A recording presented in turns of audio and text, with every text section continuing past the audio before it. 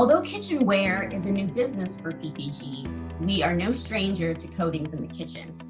We've sold coatings for wood cabinets and appliances for years, and our new nonstick coating portfolio is a nice complement to that. The opportunities I'm most excited about are within the small appliance segment.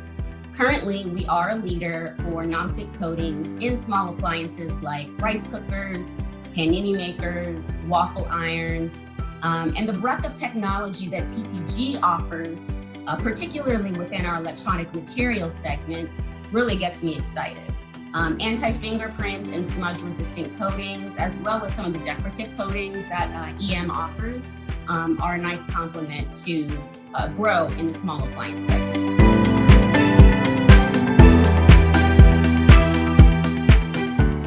"2020 has been a unique year, to say the least, and the consumer products segment has certainly benefited from the stay-at-home trend. We're seeing that in our performance in 2020, and we expect those tailwinds to continue into 2021. I believe that people have been reintroduced to the joy of cooking and sharing a meal with your family.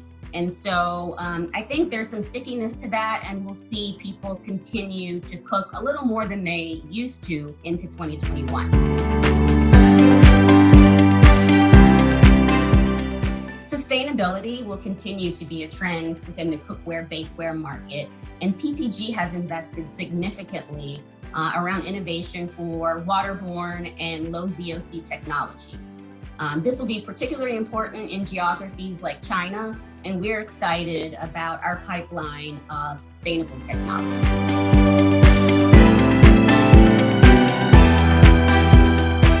I've tried some interesting recipes, two in particular. One is a little more common, chocolate chip banana bread, which my husband and my daughter are very excited about when I make. The one that's a little less known is jollof rice, which is a West African rice dish that has spicy peppers and tomatoes. You can throw some chicken in there, and it's definitely a crowd pleaser.